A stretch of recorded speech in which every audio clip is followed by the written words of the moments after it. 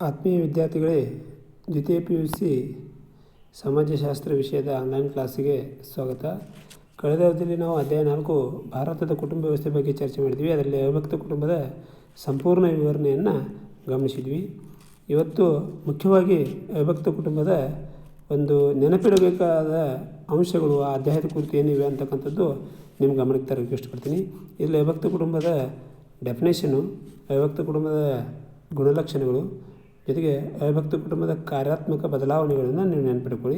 ಜೊತೆಗೆ ಇಲ್ಲಿ ಕೊಟ್ಟಿರ್ತಕ್ಕಂಥ ಪ್ರಶ್ನೆಗಳು, ಒಂದು ಅಂಕದ ಸುಮಾರು 19 ಪ್ರಶ್ನೆಗಳಿವೆ. 2 ಅಂಕದ್ದು ಸುಮಾರು 14 ಪ್ರಶ್ನೆಗಳು, 5 ಅಂಕದ್ದು 5 ಪ್ರಶ್ನೆಗಳು, 7 ಪ್ರಶ್ನೆಗಳು ಹಾಗೂ 10 ಅಂಕದ್ದು 4 ಪ್ರಶ್ನೆಗಳನ್ನು ಇಲ್ಲಿ ನಾವು ನಿಮಗೆ ನೀಡಲಾಗಿದೆ. ಈ ಎಲ್ಲ ಪ್ರಶ್ನೆಗಳಿಗೆ ಉತ್ತರವನ್ನು ನೀವು ಬರೆದಿಟ್ಕೊಳ್ಳಿ. ಅಲ್ಲಿ ಹೆಚ್ಚಿಗೆ 1 ಅಂಕದ್ದು, 2 ಅಂಕದ್ದು ಮತ್ತು 5 ಅಂಕದ ಪ್ರಶ್ನೆಗಳಿಗೆ ನೀವು ಹೆಚ್ಚು ವಿವರಣಾತ್ಮಕವಾಗಿ ಬರೆದಿಟ್ಕೊಳ್ಳಿ. 1 ಅಂಕದ್ದು 2 ಅಂಕದ್ದು ಏನು ಕೇಳಿದರೂ ಅದರಲ್ಲಿ ಸಂಕ್ಷಿಪ್ತವಾಗಿ ಬರೆಯಿರಿ. ಅಂದರೆ ಒಂದು ಪದ ಅಥವಾ ಒಂದು ವಾಕ್ಯದಲ್ಲಿ ಅದನ್ನು ನೀವು ಉತ್ತರಿಸಬಹುದು. ಇಲ್ಲಿ ಮುಖ್ಯವಾಗಿ ಇದು 4ನೇ ಅಧ್ಯಾಯಕ್ಕೆ ಸಂಬಂಧಪಟ್ಟದ್ದು. ಇನ್ನು ಮುಂದೆ ಇವತ್ತಿನ ದಿನ ನಾವು ಅಧ್ಯಾಯ 5 ಗ್ರಾಮಗಳ ಬದಲಾವಣೆ ಮತ್ತು ಅಭಿವೃದ್ಧಿ ಹಾಗೂ ಭಾರತದಲ್ಲಿ ನಗರೀಕರಣ ವ್ಯವಸ್ಥೆ ಬಗ್ಗೆ ಚರ್ಚೆ ಮಾಡೋಣ. ಇಲ್ಲಿ ಮುಖ್ಯವಾಗಿ ಈ ಅಧ್ಯಾಯದಲ್ಲಿ ನಾವು ನೋಡ್ತಕ್ಕಂಥದ್ದು ಭಾರತದಲ್ಲಿ ಗ್ರಾಮೀಣ ಒಂದು ಸಮಾಜದ ಕುರಿತು. ಗ್ರಾಮ ಅಂದರೆ ಏನು, ಗ್ರಾಮದ ಪ್ರಮುಖ ಲಕ್ಷಣಗಳೇನು, ಗ್ರಾಮ ಅದರ ಒಂದು ಹಿನ್ನೆಲೆಯ ಬಗ್ಗೆ ನಾವಿಲ್ಲಿ ಚರ್ಚೆ ಮಾಡ್ತೀವಿ. ಇಲ್ಲಿ ಮುಖ್ಯವಾಗಿ ಭಾರತದಲ್ಲಿ ಗ್ರಾಮ ಭಾರತ ಸಮಾಜದ ಆಧಾರ ಸ್ತಂಭ. ಯಾಕಂದರೆ ಹಳ್ಳಿಗಳಿಂದ ಒಂದು ಭಾರತ ನಿರ್ಮಾಣವಾಗಿದೆ. ಗ್ರಾಮವನ್ನು ಸರಿಸುಮಾರು 5,000 ಅಥವಾ ಅದಕ್ಕಿಂತ ಕಡಿಮೆ ಜನಸಂಖ್ಯೆಯ ಕೃಷಿ ಮತ್ತು ಅದಕ್ಕೆ ಸಂಬಂಧಿಸಿದ ಚಟುವಟಿಕೆಯ ಮೇಲೆ ಅವಲಂಬಿತವಾಗಿದ್ದು, ಶಾಶ್ವತವಾಗಿ ಒಂದು ಭೌಗೋಳಿಕ ಕ್ಷೇತ್ರದಲ್ಲಿ ವಾಸವಾಗಿದ್ದು, ಸಾಮಾಜಿಕ ಆರ್ಥಿಕ ಚಟುವಟಿಕೆಗಳಲ್ಲಿ ನಿರಂತರವಾಗಿರೋ ಸಮೂಹವೆಂದು ವ್ಯಾಖ್ಯಾನಿಸಬಹುದು. ಗ್ರಾಮ ಅಂದರೆ ಏನು ಅಂತಕ್ಕಂಥ ಒಂದು ಡೆಫಿನೇಷನ್ ಹೇಳ್ತಾರೆ.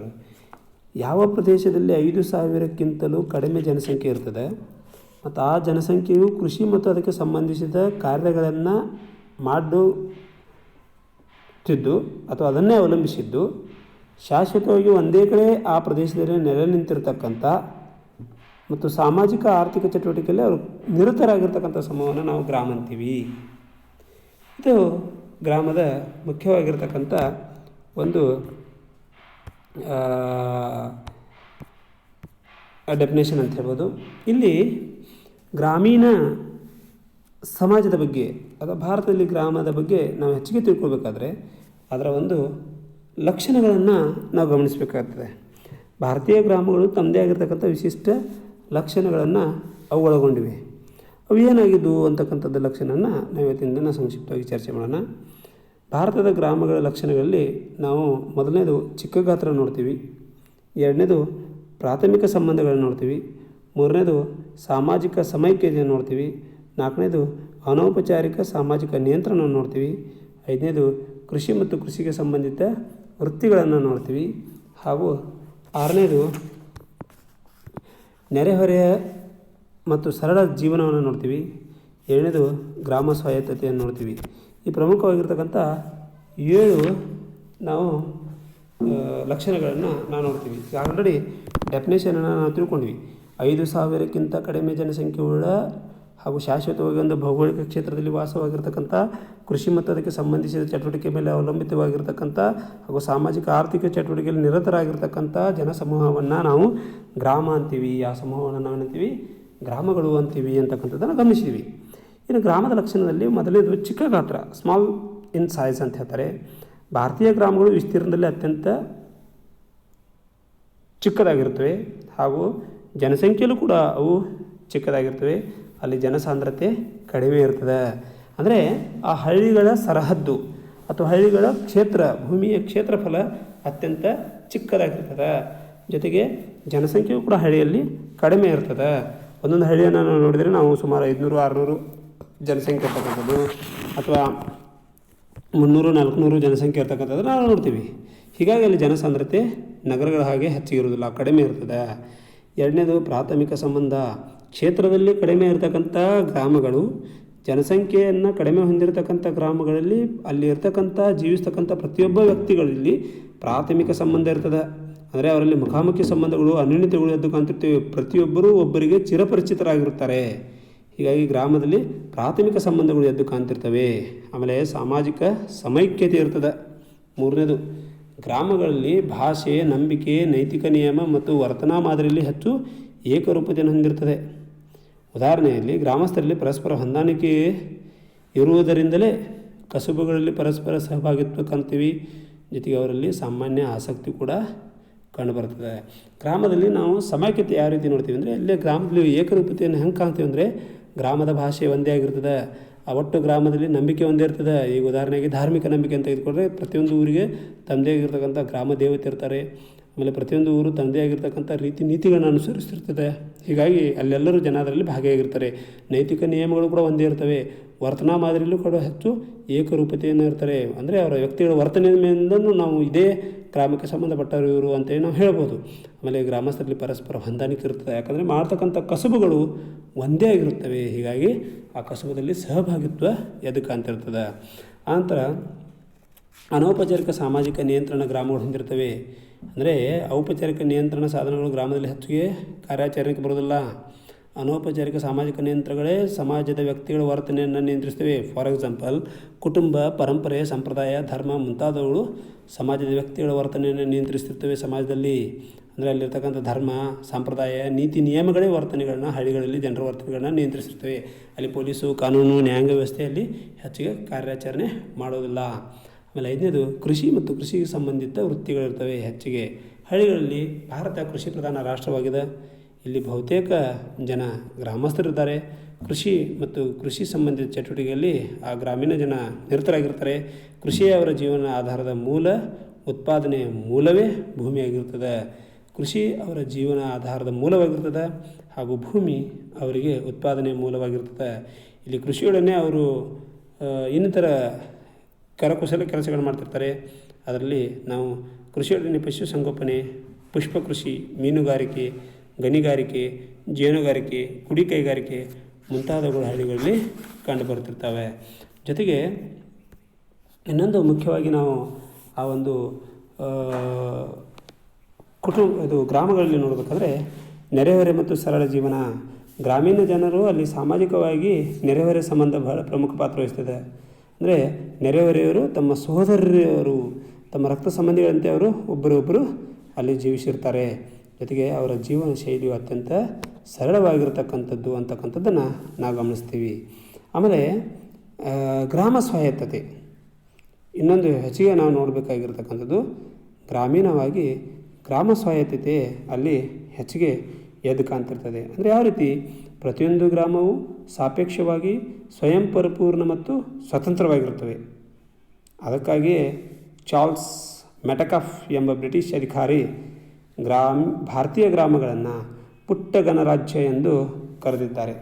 ಯಾಕಂದರೆ ಗ್ರಾಮಗಳು ಸ್ವಯಂ ಸ್ವಾಯತ್ತತೆಯನ್ನು ಹೊಂದಿರುತ್ತವೆ. ಇತರರಿಂದ ಅವು ಸಂಪೂರ್ಣವಾಗಿ ಸ್ವತಂತ್ರವಾದವು, ತಮಗೆ ಬೇಕಾದ ಎಲ್ಲವನ್ನ ಪಡೆದುಕೊಂಡಿರುವ ಗಣರಾಜ್ಯಗಳಾಗಿವೆ ಅಂತ ಹೇಳ್ತಾರೆ. ಇತ್ತೀಚಿನ ಅಧ್ಯಾಯಗಳು ಈ ಅಭಿಪ್ರಾಯವನ್ನು ಅಲ್ಲಗಳೆದಿವೆ ಮತ್ತು ಭಾರತೀಯ ಗ್ರಾಮಗಳೆಂದು ಸ್ವಯಂ ಪರಿಪೂರ್ಣ ಗಣರಾಜ್ಯಗಳಾಗಿಲ್ಲ ಅಂತೇಳಿ ಕೆಲವರು ಹೇಳ್ತಾರೆ. ಆದರೂ ಕೂಡ ಗ್ರಾಮಗಳು ಸ್ವಾಯತ್ತತೆಯನ್ನು ಹೊಂದಿರುತ್ತವೆ ಅಂತಕ್ಕಂಥದ್ದನ್ನು ನಾವು ನೋಡ್ತೀವಿ. ಇಷ್ಟು ಮುಖ್ಯವಾಗಿ ನೀವು ಈ 7 ಲಕ್ಷಣಗಳನ್ನು ನೆನ್ಪಿಟ್ಕೊಳ್ಳಿ. ಮತ್ತೊಮ್ಮೆ ಒಂದು ಸೆಕೆಂಡ್ ರಿಪೀಟ್ ಮಾಡ್ತೀನಿ. ಭಾರತದ ಗ್ರಾಮೀಣ ವ್ಯವಸ್ಥೆಯಲ್ಲಿ ಗ್ರಾಮ ಎಂದರೆ 5,000ಕ್ಕಿಂತ ಕಡಿಮೆ ಜನಸಂಖ್ಯೆ ಹೊಂದಿರುವ, ಕೃಷಿ ಮತ್ತು ಅದಕ್ಕೆ ಸಂಬಂಧಿಸಿದ ಚಟುವಟಿಕೆಗಳ ಮೇಲೆ ಅವಲಂಬಿತವಾಗಿರುವ, ಶಾಶ್ವತವಾಗಿ ಒಂದು ಭೌಗೋಳಿಕ ಕ್ಷೇತ್ರದಲ್ಲಿ ವಾಸವಾಗಿರತಕ್ಕಂಥ, ಸಾಮಾಜಿಕ ಮತ್ತು ಆರ್ಥಿಕ ಚಟುವಟಿಕೆಗಳಲ್ಲಿ ನಿರತರಾಗಿರುವ ಸಮೂಹವೊಂದು ಗ್ರಾಮ ಅಂತ ಹೇಳ್ತೀವಿ. ಆಮೇಲೆ ಭಾರತೀಯ ಗ್ರಾಮಗಳ ಲಕ್ಷಣಗಳನ್ನ ನೋಡಿದರೆ, ಗ್ರಾಮಗಳು ಚಿಕ್ಕ ಗಾತ್ರದಾಗಿರ್ತವೆ, ಪ್ರಾಥಮಿಕ ಸಂಬಂಧಗಳನ್ನು ಹೊಂದಿರ್ತವೆ, ಸಾಮಾಜಿಕ ಸಮೈಕ್ಯತೆ ಇರ್ತದೆ, ಅನೌಪಚಾರಿಕ ಸಾಮಾಜಿಕ ನಿಯಂತ್ರಣ ಗ್ರಾಮದಲ್ಲಿರ್ತದೆ, ಕೃಷಿ ಮತ್ತು ಕೃಷಿ ಸಂಬಂಧಿತ ವೃತ್ತಿಗಳಲ್ಲಿ ಎದ್ದು ಕಾಣ್ತಿರ್ತವೆ, ಜೊತೆಗೆ ನೆರೆಹೊರೆ ಮತ್ತು ಸರಳ ಜೀವನ ಇರ್ತದೆ, ಹಾಗೂ ಮುಖ್ಯವಾಗಿ ಇನ್ನೊಂದು ಗ್ರಾಮ ಸ್ವಾಯತ್ತತೆಯನ್ನು ಹೊಂದಿರ್ತದೆ. ಹೀಗಾಗಿ ಈ ಅಧ್ಯಾಯದಲ್ಲಿ ನಾವು ಹೆಚ್ಚಿಗೆ ನೋಡ್ತಕ್ಕಂಥದ್ದು ಗ್ರಾಮ ಅಂದ್ರೇನು, ಗ್ರಾಮದ ಲಕ್ಷಣಗಳು, ವಿವಿಧ ಒಂದು ಕಾಲಘಟ್ಟಗಳಲ್ಲಿ ಗ್ರಾಮದ ವ್ಯವಸ್ಥೆ, ಜೊತೆಗೆ ಗ್ರಾಮದಲ್ಲಿ ಇನ್ನು ಮುಂದುವರಿದಾಗಿ ಗ್ರಾಮೀಣ ಒಂದು ಅಧ್ಯಯನ, ಅದರ ಮಹತ್ವ, ಜೊತೆಗೆ ಒಂದು ಭಾರತೀಯ ಗ್ರಾಮಗಳ ಸಮಸ್ಯೆಗಳು ಹಾಗೂ ಅದರ ಒಂದು ಇನ್ನೂ ಮುಂದುವರಿದ ಒಂದು ಅಧ್ಯಾಯವಾಗಿ ಇಲ್ಲಿ ಗ್ರಾಮೀಣ ವ್ಯವಸ್ಥೆಯಲ್ಲಿ ಆರ್ಥಿಕತೆಯನ್ನು ಒಂದು ಮಾಡಿ ಅದರ ಮುಂದೆ ಒಂದು ಗ್ರಾಮೀಣ ಅಭಿವೃದ್ಧಿ ಕಾರ್ಯಕ್ರಮಗಳನ್ನ ನೋಡ್ತೀವಿ. ಜೊತೆಗೆ ಗ್ರಾಮದ ಪರಿವರ್ತನೆಯಲ್ಲಿ ಮುಖ್ಯವಾಗಿರ್ತಕ್ಕಂಥ ಅಂಶ ಗ್ರಾಮ ಪರಿವರ್ತನೆ ಕಾರಣಗಳು, ಜೊತೆಗೆ ಭಾರತದಲ್ಲಿ ನಗರ ಮತ್ತು ನಗರೀಕರಣದ ವ್ಯಾಖ್ಯೆ, ಜೊತೆಗೆ ನಗರಗಳ ಲಕ್ಷಣಗಳು, ನಗರದ ಒಂದು ಪ್ರಮುಖವಾಗಿರ್ತಕ್ಕಂಥ ಸಮಸ್ಯೆಗಳು ಏನಿವೆ ಅಂತಕ್ಕಂಥದ್ದನ್ನು ನಾವು ಮುಂದಿನ ಅಧ್ಯಾಯದಲ್ಲಿ ಚರ್ಚೆ ಮಾಡೋಣ. ಅಂದರೆ ನೆಕ್ಸ್ಟ್ ನಾಳೆ ದಿನ ಅದರ ಬಗ್ಗೆ ಗಮನಿಸೋಣ. ಆತ್ಮೀಯ ವಿದ್ಯಾರ್ಥಿಗಳೇ, ಈ ಭಾರತದ ಕುಟುಂಬ ವ್ಯವಸ್ಥೆ ಬಗ್ಗೆ ಹಿಂದೆ ಆಗಿರ್ತಕ್ಕಂಥ ಪಾಠದಲ್ಲಿ ನೀವು ಮುಖ್ಯವಾಗಿ ಕುಟುಂಬ ಎಂದರೇನು, ಕುಟುಂಬದ ಪ್ರಮುಖ ಲಕ್ಷಣಗಳ ಕುರಿತು ನೀವು ಹೆಚ್ಚಿಗೆ ನೆನಪಿಟ್ಕೊಳ್ಳಿ. ಹೀಗಾಗಿ ಆಮೇಲೆ ಅದರ ಕಾರ್ಯಾತ್ಮಕ ಮತ್ತು ಸಂರಚನಾತ್ಮಕ ಪರಿವರ್ತನೆ, ಜೊತೆಗೆ ಅವಿಭಕ್ತ ಕುಟುಂಬದ ಅನುಕೂಲತೆಗಳು ಮತ್ತು ಅನಾನುಕೂಲತೆಗಳ ಬಗ್ಗೆ ರಿಪೀಟ್ ಆಗ್ತಕ್ಕಂಥ ಪ್ರಶ್ನೆಗಳು. ಆಮೇಲೆ ಇಲ್ಲಿ ಮತ್ತೆ 10 ಮಾರ್ಕ್ಸಿಗೆ ಒಂದು ಪ್ರಶ್ನೆ ಮುಖ್ಯವಾಗಿ ಹೊಸ ಅಧ್ಯಾಯದಲ್ಲಿ ಅಧ್ಯಾಯ 5 ಗ್ರಾಮಗಳ ಬದಲಾವಣೆ ಮತ್ತು ಅಭಿವೃದ್ಧಿ. ಇಲ್ಲಿ ಗ್ರಾಮ ಅರ್ಥ ಮತ್ತು ಜೊತೆಗೆ ಅದರ ಲಕ್ಷಣಗಳು 5 ಮಾರ್ಕ್ಸಿಗೆ ಇದ್ದರೆ ಸುಮಾರು 5 ಲಕ್ಷಣಗಳನ್ನ ಇದರಲ್ಲಿ ವಿವರಿಸಿ.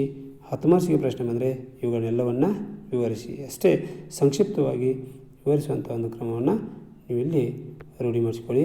ಜೊತೆಗೆ ಈ ಎಲ್ಲ ಅಧ್ಯಾಯಕ್ಕೆ ಸಂಬಂಧಪಟ್ಟಂತೆ ನೀವು ಟಿಪ್ಪಣಿಯನ್ನು ಬರೆದಿಟ್ಕೊಳ್ಳಿಕ್ಕೆ ಪ್ರಾರಂಭಿಸಿ. ಜೊತೆಗೆ ಈ 1 ಅಂಕದ 2 ಅಂಕದ ಪ್ರಶ್ನೆಗಳನ್ನು ಕೂಡ ನೀವು ಪ್ರತ್ಯೇಕವಾಗಿ ಒಂದು ನೋಟ್ಬುಕ್ನಲ್ಲಿ ಅದನ್ನು ಬರೆಯುವಂಥ ವ್ಯವಸ್ಥೆಯನ್ನು ಮಾಡಿಕೊಳ್ಳಿ. ಮುಂದಿನ ದಿನದಲ್ಲಿ ನಾವು ಮತ್ತೆ ಬೇರೆ ವಿಷಯದೊಂದಿಗೆ ನಾಳೆ ದಿನ ಈ ಒಂದು ಸಮಾಜಶಾಸ್ತ್ರಕ್ಕೆ ಸಂಬಂಧಪಟ್ಟಂತೆ ಚರ್ಚೆ ಮಾಡೋಣ. ಹಾಗೂ ಸಾಧ್ಯವಾದರೆ